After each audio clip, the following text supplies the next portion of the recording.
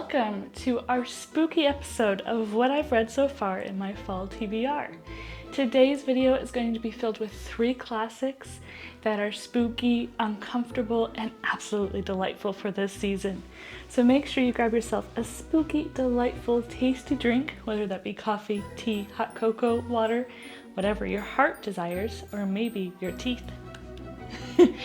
And let's go ahead and jump into this spooky fun episode. With everything being said, I'm going to put this off to the side so that way I am safe. And I have long hair, so you know that long hair and flame don't normally mix well together. So it's over there.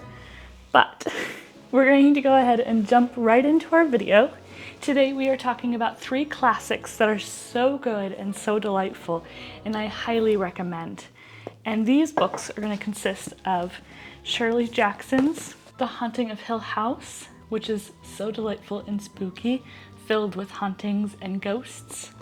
We have Carmilla, which is a delightful vampiric gothic, predates Dracula, so very, very encouraging to read. This is by Sheridan Le Fanu. Hopefully I pronounced that correctly. And then we're bringing out one of the classics of H.P. Lovecraft, which is the Dream-Quest of Unknown Kadath. I hope you guys are excited for this one because we have 3 very fun classics, 3 very fun novels to discuss. And just as a reminder, like all the episodes I've done before, we're going to go ahead and split this video up into 2. The first half is going to be no spoilers. I'll just talk about the books, what I thought of them, general kind of if I recommend them, and then give you an idea of the genres and what they're about. And the second half is going to be absolutely spoiler filled, so I'm going to tell you my thoughts, my questions, my wonders, what I thought of each book. So if you don't want to listen to any spoilers, you can definitely listen to the first half of this video, and then for everybody who has read these books or would like to listen to the spoilers, you can watch the second half as well. Or if you come back after you've read them, you can watch the second half, I guess, too.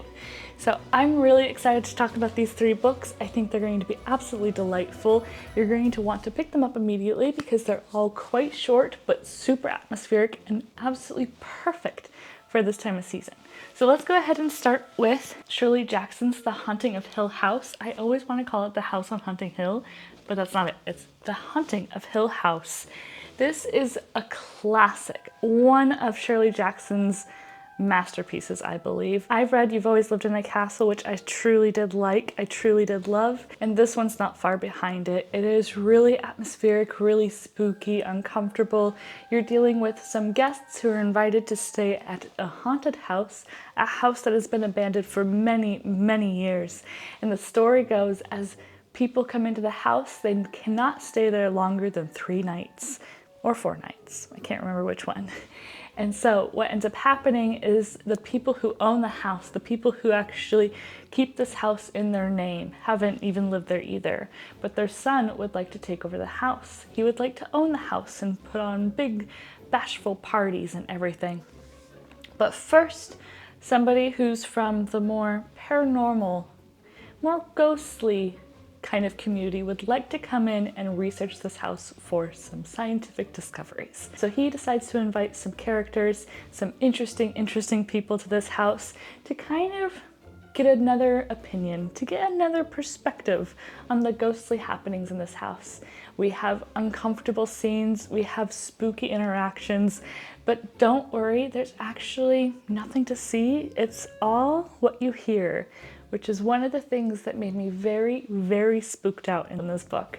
Don't worry, it may not give you any nightmares, but it will definitely make you feel like there's some creepy crawlies around the corner. In addition to following these interesting, wonderful characters, we mostly focus on a character named Eleanor. And Eleanor is a very intriguing character. She's very lost, and she's looking for something more. She's looking for that thing that's going to be the next thing for her. She wants that next thing. And when she gets this invitation to come to this house, she thinks this could possibly be that thing. But as she approaches the house, she feels this kind of darkness, this uncomfortable mystery. And we follow her story through getting to know this house, getting to know the characters, and her connection to this house specifically. And it is so uncomfortable and so weird. I really liked it. It's definitely horror, it's spooky, it's gothic, and it's uncomfortable. I think you will definitely love it. The next book we're going to be talking about is Carmilla by Sheridan Le Fanu. This is absolutely wonderful. I was flabbergasted to think that this came out 20 years prior to Dracula. I have always thought Dracula was one of the first vampiric novels, and technically it was, but Carmilla came out before Dracula, and this one is, I think, better than Dracula. Shh. But I really, really loved this. It was creepy, gothic, spooky, set in this house, not in a house, in a schloss, so in a castle that is far deep in the woods in the middle of the country next to nothing, and it is so spooky. And one of the words I think I would describe it as is anemic. It's feeling very dried out almost, but not in a bad way. I think this is probably a delightful novel because it's so short and Sheridan goes directly into the story. We have no fluffy words, we have no fluffy language. It is directly in and tells you exactly what is happening. It was so well done, and actually I think it could have been a bit longer. So we end up meeting our young character Laura as she is woken up after being bit in a dream. She worries that it was reality and real and the monster was underneath her bed, but when everybody looks around, there's nothing there. We fast forward into the future when she turns into a young, beautiful woman, and she's standing in the garden with her father, looking out to the forest, and they witness a crash of a carriage. And a young woman is also in this carriage. She has fainted and she is worried, and everybody is worried for her. And out of this crash, there becomes a friendship between these two young women, Carmilla and Laura. And it's so delightful, so kind of scandalous, if I could say. It definitely has a little bit of lesbian love affair in this novel, I would say. We have Carmilla, who's very open and not shy on her love and on the affections she gives Laura. And it's so interesting to see Laura wonder if she's feeling improper or if it feels nice as a friendship, because she doesn't know friendships all that well. And then we end up finding out that women in the village not too far are starting to die. After 2 or 3 days of starting to get sick, they end up getting really tired, really weak, and they end up dying. So the mystery becomes, what's happening with the women, and who is Carmilla? Gothic, delightful, recommend, definitely. The next one we're going to be discussing is actually quite interesting because I only picked up this story because I wanted to read another book. And that book is The Dream-Quest of Velvet Bow by Kij Johnson. I wanted to read this story, but at the very beginning it says they recommend reading The Dream-Quest of Unknown Kadath first by H.P. Lovecraft because this is part of the Dream-Quest journey. So I picked up H.P. Lovecraft and started reading The Dream-Quest of Unknown Kadath. And don't stress, this is not the whole story. It's actually only 90 pages out of this book. This is a collection of some of H.P. Lovecraft's short stories, and The Dream-Quest of Unknown Kadath is one of them. I find it very difficult to try to explain what this book or what this story is like, but try to think about it as if somebody's trying to tell you a story with not a lot of context. And it's kind of like 20 Leagues Underneath the Sea. I believe that's the name of the story. And your subconscious trying to organize everything. That's how this story felt to me. But there are giant cats who are wonderful and mighty. There are goblins and monsters and uncomfortable lands of barren nothingness, and also beautiful cities made of ivory or onyx. It's absolutely just filled with imagery and movement and mystery, and I don't know if I can recommend it. However, if you do want to read H.P. Lovecraft, I do think it is a story worth picking up because it's just so intriguing and it's connected to many, many other stories. And it's nice to kind of have an understanding of what Unknown Kadath is, because I didn't have an idea until I reached the very end of the story. I think it's not for everybody, but it is definitely one of those novels or one of those stories, novellas, that you can pick up and read and get lost in, but put down and not feel bad. So if you want to read something that's a little odd, a little mysterious, and something that's a bit gothic and crazy and filled with giant cats, then I think you could read the Dream-Quest of Unknown Kadath. But do understand that I do think it's also very confusing and very different, but quite intriguing and interesting at the same time.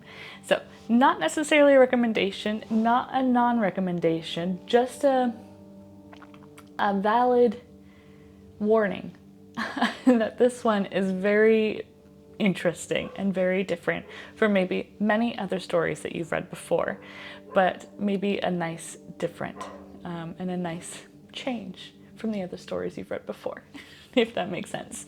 I don't really know how to rate or kind of gauge the genre. I think it could be connected to high fantasy actually, and just kind of encompassing the fantasy world with a little bit of horror, because you do have some goblins and ghouls and monsters and weirdness in here. So definitely worth maybe picking up if you want a big change to what you're currently reading. So those are my 3 books so far. I have a couple other books that I'm currently reading, but you will find out about those books in about 2 weeks. I really appreciate you guys being here, and I think it's lovely that you're wanting to learn about some new books that you maybe want to read, especially for this Halloween season. And I am thrilled to recommend these 3 books. I think you would love them. I think you would enjoy them, especially if you like that horror genre that's not gory, but maybe a little uncomfortable, spooky, and classic. So I recommend these 3 novels in different ways to different people, but I think you would really much like them. So with all that being said, if you don't want to listen to spoilers, I highly recommend that you click off now, but I do appreciate you being here. Your views and your help and your love and your kindness are always very much appreciated. And if you do want to watch more videos about books, baking, and other cozy content, because I forgot to introduce myself, my name's Melissa, and you found yourself at Melissa's Cozy Corner, where we talk about those 3 subjects. Make sure you subscribe, and I will be talking to you guys soon. If you guys want to listen to spoilers, make sure you stick around, because I'm going to talk about all of my thoughts and feelings about these 3 novels in about 3, 2, 1, now. So let's get into spoilers. I'm so excited to be talking about all 3 of these stories. They may be short, but they're filled with so many interesting and breathtaking imagery, just mind-blowing storytelling, characterization, and it's just so fun to talk about some of these classics. So we're going to start off with Shirley Jackson's The Haunting of Hill House. This was definitely a novel I was not expecting. I started reading this when we were actually in the cabin. If you didn't see that video, I would highly recommend it. It's just very relaxing, very calm. It's up here and in the description below. But this was perfect to be reading in a little tiny cabin away from home. 1, because it didn't make me all spooky about my home, but 2, because we were in a small tiny cabin, I was able to kind of like keep myself away from this idea of a large house, because we were in a cabin with just 1 room and not multiple different areas and getting lost in the house. So if you don't really know what this book is about, I explained a little bit at the very beginning, but we also, to get a little bit more in depth, Eleanor is a bit odd, and Eleanor has this weird connection with the house. She has it almost feels like a love affair with the house. She ends up starting to get more attention from the house itself. The house is saying, hey, we need to bring Eleanor home, and you're trying to figure out the entire novel why she needs to be brought home. Why is the house so focused on her? And I thought to myself, maybe it's because she's a descendant of the one sister, because we have 2 sisters who were supposed to inherit this house, and it ended up going to one sister specifically, and the other sister didn't get anything. So I was thinking maybe the sister that didn't get the house didn't get anything from her father in this way. Maybe she's a descendant, but there was never really an answer there. But we do know Eleanor has a weird connection with the house. But we also follow a couple of our other characters. We have Dr. Montague, I believe his name was. Yep. And Dr. Montague was the one who kind of put together this experiment. But as I had mentioned at the very beginning, the first part of my review, is that they also had somebody who was from the family who owns the house currently, Luke. And Luke is more interested in inheriting the house for his personal gain. But he's also not a sleazy character like I thought he was going to be. He's still quite charismatic and passionate and kind, but also a bit odd. We have another woman who's taking part in this experiment, Theodora. And so we kind of see these four characters living in this house. We also have the groundskeeper and the groundskeeper's wife, who is acting as kind of the housekeeper at the moment. And we constantly keep hearing, this house is not safe, this house, you don't belong in this house, go away. And we're not really sure why. In the first night, nothing happened. So for the first 100 pages, we're just following Eleanor and following her to get to the house. And we've learned that she's lost her mom, that she pretty much stole her car from her sister that she shares the car with, which is kind of an interesting aspect. And the relationship between Eleanor and Eleanor's sister and Eleanor's brother-in-law is also very rocky. It feels very untrustworthy, almost like Eleanor's being treated as a child, even though she took care of her mother, their mother technically, until her mother passed. And so we're following this very weird, this weird kind of connection between Eleanor and all these characters. And as she's driving to the house in these first 100 pages, you kind of feel that Eleanor feels alone. And you get this kind of characteristic from her of being lonely, lost, and not really afraid, but like ready for the next step in her life. So she goes to the house, she's the first one there, and when she gets there, she's realizing this house is actually quite creepy, and she questions if she should continue on, continuing being part of this experiment. And she decides, yeah, this is what I need in my life. So she joins the experiment, she walks in the house, and she's the first one there, and she goes into her room, she's thinking about how weird it is. We get a lot of wonderful imagery about how the rooms are set up. So we have a blue room, a green room, a pink room, and it's very intriguing on how Shirley Jackson decided to almost design this house for us. And it doesn't actually make any sense because they've designed it, because Shirley Jackson's designed it in a way where it's confusing. And it's supposed to be confusing not just to the person who's staying there, but also to the reader, because the house is supposed to be just ginormous and almost alive. And so we're following the story between Eleanor and her relationship with the house and how it continues. And you end up starting to see on the first night, then nothing happens, like I had mentioned. And on the second night, things start to get a little weird. And one of the things that got really confusing for me, at least, was when the characters started acting a little bit goofy, like they were laughing, or they were like nonchalant about the problems. Like Dr. Montague is there to take notes on the problems that are happening, and it's almost like they're all in a trance. It was really odd. And there's times when they're all sitting outside where Dr. Montague is taking notes or writing down the notes from the other characters, and they're all kind of playing outside like they're children. It made me wonder if the characters are taking on the personalities of the past people that lived there. So for example, the father who built the house, and then the two children, the two daughters who lived there. And it was just really fascinating. I think the characterization is definitely one of the things that definitely lifted the story up for me. I loved the imagery of the house. I loved the imagery of the library. We don't go into the library until the very end when Eleanor kind of like dream walks in there. She seems in a trance in that moment as well. It's just very mind-boggling the whole time. You're reading it and you're kind of creeped out because there's these weird things that are happening. Eleanor's name is being written in places. We then get Dr. Montague's wife, who I dislike, and I'm pretty sure you're supposed to dislike her because she is just one of those characters that she's a know-it-all. She thinks she knows what's right. She thinks that she knows what's going on. She believes everybody's being rude to these ghosts and shaming these ghosts, and these ghosts just want help. And you have this feeling that she has no idea what she's talking about. And it's pretty shocking. And then at the very end, I was completely just mind blown that Eleanor is being sent home, which makes sense. They had said at the very beginning of the book, if any of them get too close or start losing themselves, they need to leave immediately. And we start seeing Eleanor lose herself. She's losing herself in this house. In my opinion, she should have been sent home at the very beginning when her name was first shown up on the wall. But that's my opinion. I don't own a haunted house. I don't know how they work.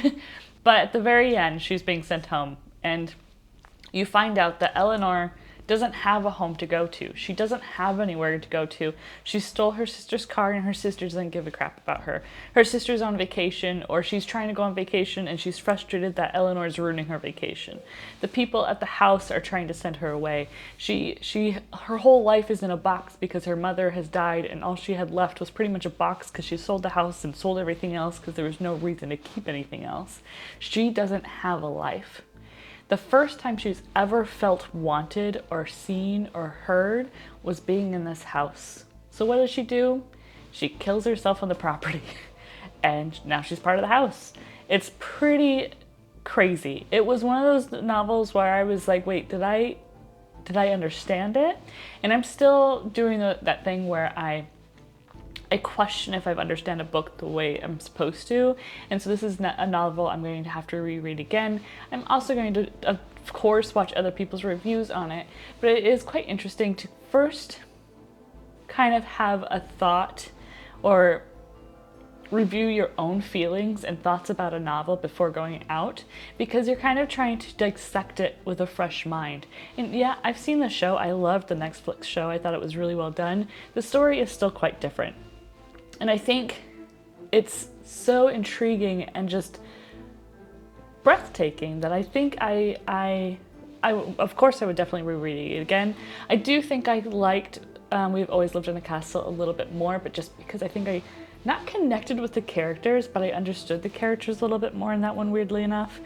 But I still think this was so fascinating and such a good read, and definitely worth reading. It's one of those horror novels where you feel creeped out, but you're not actually scared. Like, you're not sitting there like shaking in your boots, but it's definitely going to give you that atmospheric uncomfortableness, make you think about what's happening. You have these characters kind of losing themselves, and it's just very, very well done and very well written as well. I do recommend this to anybody who loves a good haunting novel. I think this is definitely one of those, I think you could call it a ghost book, even though we don't have actually any ghosts in this ghost book.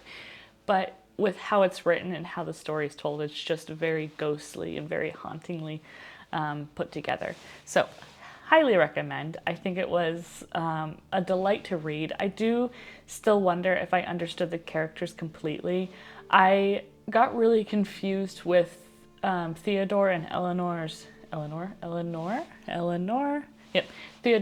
Eleanor's relationship. I think Theodora was definitely, she's definitely that flamboyant and outgoing personality, and you have Eleanor, who's very shy and introverted, but the house is pretty much changing their personalities. So it was very confusing to also watch their friendship or their relationship go up and down. You had this jealousy with Luke going up and down as well. It was just really all over the place at some points, but it was on purpose. Like, it wasn't all over the place because Shirley Jackson didn't know what she was doing, of course not. But it was because you're trying to get this characterization of these characters just kind of losing themselves. So I thought that was really well done. I think you got to know the characters quick enough that with it being so short, you didn't feel like you didn't know them well enough yet. So you got to know them quite quickly, jumped into their lives, understood who they were, and then understood when things were starting to be a little weird, if that makes sense. So highly recommend. I think you should read it, and it's quite a perfect novel for this October season and the spooky, gloomy outdoor fogginess. And if you live in a very large house, maybe go sit in a cabin and read this, in a very little tiny cabin. It'll make you feel better. The next one I'm going to be talking about is Carmilla by Sheridan Le Fanu. This was definitely a surprise and way too short. I thought this was, I was not expecting this. So I actually only read The Haunting of Hill House and Carmilla because my partner Michael recommended them to me. He wanted to take them to the cabin, and I thought, hey, why not? These might be perfect cabin books because they're quite short. I read this actually when we got home, and I read it in 2 days because I just needed to know what was happening. And as I had mentioned in the first half of the video, we follow these two young women, and there's this weird, they don't come out and say that they're lesbian, but you start getting this like flirtatious interaction with Carmilla and Laura, and you start seeing Carmilla kind of be a bit more touchy, doing kisses on the cheeks, holding Laura's hand. You get this very interesting interaction between these two characters, and I start to question if Laura likes it or not, or what's going on there. But the first half of the book is quite intriguing because you're just seeing the relationship between these two characters kind of grow, and the fondness between them become more. And I really liked it. I thought it was really well done. I do actually like this more than Dracula. I thought this was better than Dracula because Dracula, I just felt like it went on too long. Like there's this middle section where it was just Dracula, or they're trying to figure out what's going on with the lady. I can't remember her name, sorry. And she's always so faint and so weak, and it ends up becoming like this weird masculine thing, and this wasn't. It was actually very like feminine focused, and I really enjoyed it. The fact that this is a book from like 1872, and you have this yeah, Laura is beautiful and proper and everything, but she's also still quite strong. Like she's telling her father, hey, something weird's going on. And when she's realizing that there's something odd with Carmilla, there's no question to it. She like starts to try to figure it out. And the fact that she dreams about Carmilla at the very beginning, and she's worried about her, and then Carmilla's like, oh, I dreamed about you too, Laura. Then you start seeing this connection, but then you're also starting to question, what? I do have a couple problems with this novel though. There's two characters, the mother and also the weird old lady who's in the cart at the very beginning of the novel or the novella, that just never appear again. We talk about the mother every once in a while, but she's just not really there. I didn't really understand the purpose behind that. Also, was the cart accident on purpose? I believe so, because we end up getting that flashback to Carmilla's first, or not, maybe not first, but that weird interaction between Carmilla and this other woman who ended up being the daughter of the general. We end up seeing kind of how that unfolded, and Carmilla did exactly the same thing with Laura. I don't think Carmilla was actually in love with Laura. I think there was this infatuation she had with her, and the fact that she is pretty much just like a blood bank for Carmilla. I don't think there was this true love between them. I think Carmilla is old enough where man, woman, thing, it doesn't matter. She can find interest and intrigue in other people. So I think that's one of the reasons why I thought it was really fascinating, especially since you have these two women who are flirtatious with one another. But it also makes sense in a vampiric sense, because you have these people living hundreds and hundreds of years, and maybe they start exploring other outlets because they're old and they can do whatever they want to do, and why not? So I would say life is short, but in their situation, it's not always that short. But so Carmilla, I don't think loved her. I think it was more of like, there's this beautiful woman, and I can be intrigued by her and infatuated with her and then kill off the villagers. Like, that's completely okay. The villagers are not important. But Laura is proper and more and almost like fresh. She's not been spoiled. And I think that's one of the reasons why Carmilla also used the general's daughter for so long, is because she's also not spoiled. She's fresh in the cheeks and everything like that. So really quite intriguing, really interesting. I think there's a lot of things that each person can pull out of this novel. Like, I think a lot like Shirley Jackson's We've Always Lived in the Castle. When I read that novel, I got a lot out of it that my partner didn't, and then he also felt very entrusting with the narrator, and I thought that was really interesting. Both of us had very different outcomes at the end of the novel, and with this one as well, we both had different outcomes. We had different feelings about what Carmilla was trying to do. We had different ideas about Laura and the father and all these other things. I do think the description at the end was also quite interesting. I think vampires have changed so much over the years that we've almost gained our like normal image or imagery of what a vampire is. Like, for example, they're not supposed to walk around in daylight. Carmilla was walking around in daylight all the time. It might have been cloudy though, so that might have changed that aspect of it. But you also have, like, they can only be invited in, or what's another one? Or the fact that she's sleeping in like a pint of blood. Like, that's odd. So I do think we've definitely gotten like a regular or our stereotypical idea of what a vampire is, and I think Carmilla is very different, and I liked that. I liked the different ideas, even though these are more of the original ideas. We've actually changed our ideas now. And so really good though. I really enjoyed it. I thought it was delightful. It was one of those novels where I feel like it could have been a little bit longer, so that way I could understand what happened to the mother and the old lady who was in the cart. Maybe the old lady in the cart was the original owner of the cart. But then they had the ghouls that were riding the horses. What's your opinion? What's your theory on what happened with the old lady and the mother? I'm quite intrigued. But anyway, I liked it. I think I would definitely recommend it. I would definitely recommend this before Dracula. So if you have not read this or Dracula and you're trying to figure out what vampire book you should read, pick this one up. It's a lot shorter as well, and it doesn't repeat itself, and it's not all masculine-y. It's not all manly and like man blood. I don't know. Dracula was very, very like women, men strong, and this is not all about that. So definitely a fun novel. Loved the fact that there was flirtation between two women. I think that was so scandalous and really delightful. All right, last one we're going to talk about is the Dream-Quest of Unknown Kadath by H.P. Lovecraft. I really have a hard time explaining this, and I think you noticed at the very beginning of the video, I don't know how to explain this story.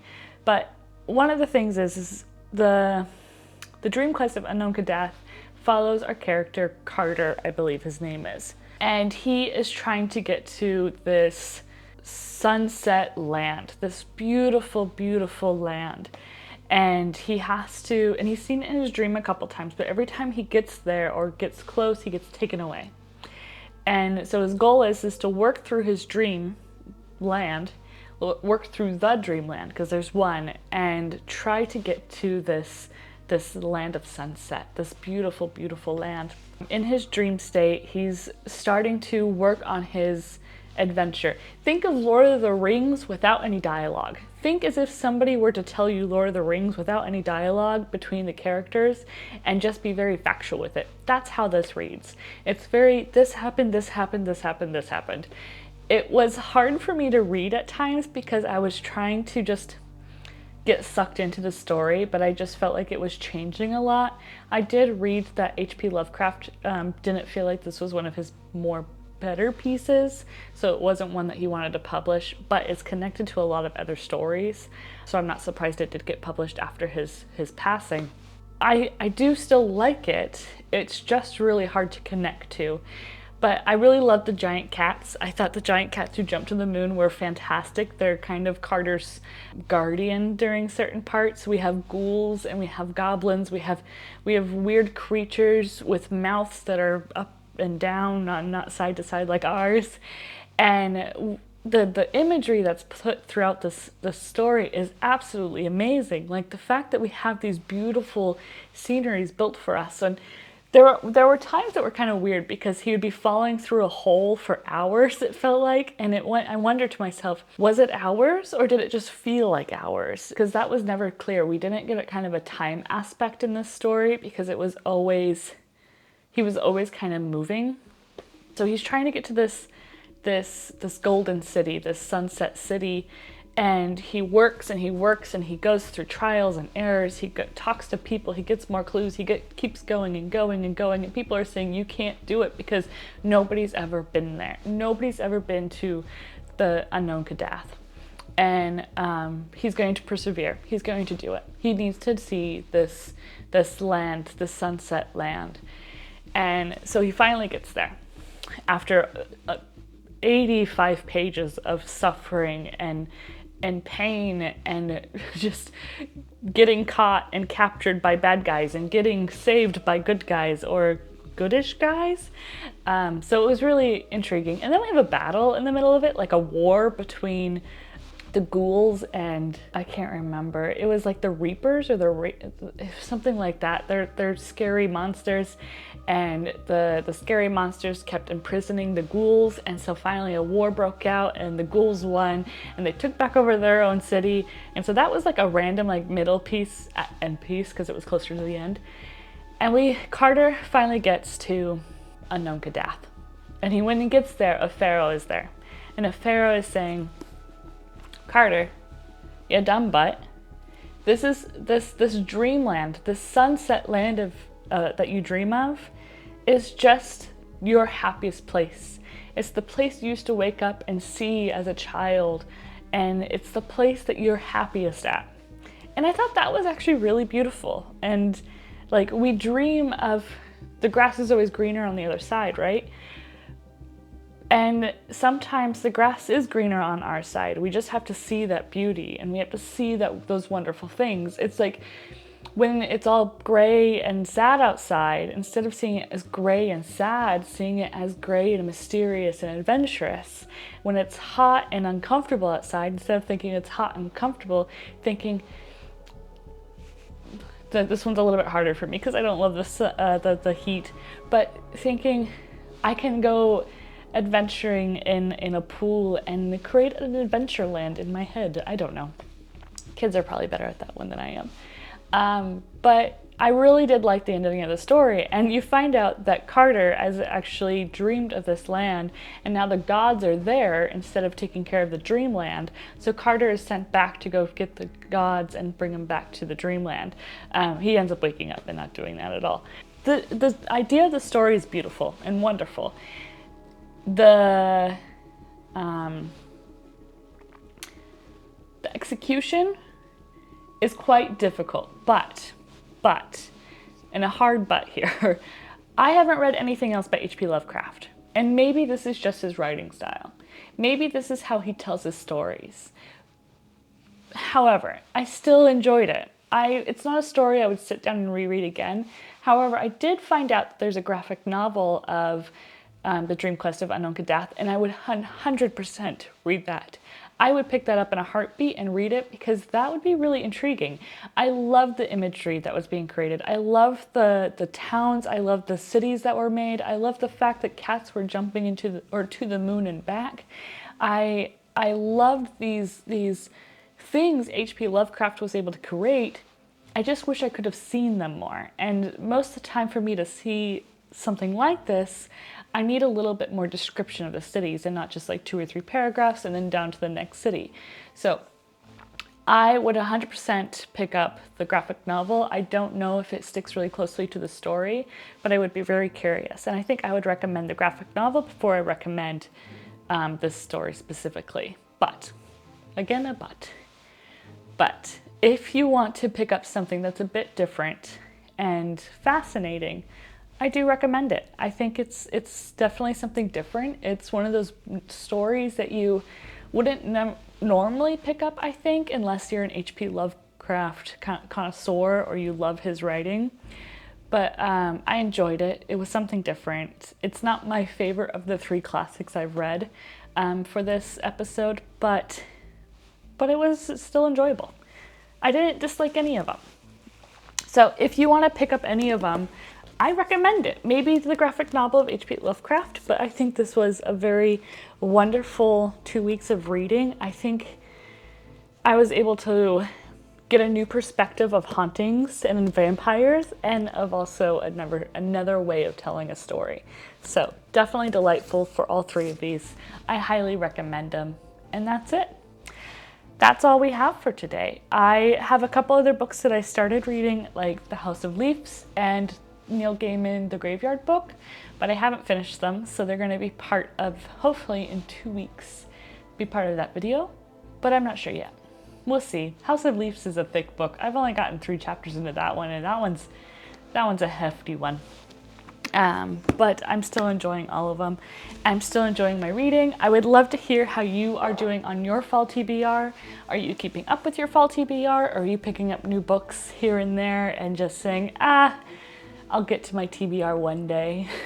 Oh, I forgot to say, for emojis, for H.P. Lovecraft, put a cat, because the giant cats are just absolutely awesome. For Carmilla, put a vampire if you've read this one. And for The Haunting of Hill House, put a house. Easy enough. I think those are all easy ones. And I just really appreciate you guys being here. I really appreciate you guys supporting me, and I really hope you guys are enjoying these videos. If you are enjoying these types of update reading videos, let me know, because maybe I could continue them after the fall season. I started this because I thought it would be a great way to kind of do updates to my fall TBR. One of the things I find really sad is when I'm watching a YouTuber talk about books that they're going to be reading, and then I never get a follow-up of the books, so I never know if they've read them or if I should read them or anything like that. So that's why I started doing this, and also to kind of pressure myself to keep reading up on the books. I think I'm actually doing pretty good. I think I have 4 or 5 books left on my fall TBR, which is quite exciting. If you missed the first couple episodes, I'll put them in the description below so you can catch up. But next week is going to be a fun Halloween-y video, I think, because we're getting closer to Halloween, and I have some little Halloween things. I got these the other day, and I think it's so cute. It's just like a little hand. And it's just adorable. It's small and cute. Next week is going to be a little bit more Halloween-y, I think, and a little bit more DIY-y. If you want to have a say in what we're going to be doing, I'll go ahead and post something in the community page on my YouTube channel, so you can keep up to date with what's going to be posted, or what maybe have a say in what's going to be posted. And yeah, I'll leave you there. I've rambled on enough. Thank you so much for being here. Thank you so much for being part of my community, of being part of this community, and I really appreciate you. So I hope you have a fantastic day, a wonderful week, and I'll be seeing you guys next week.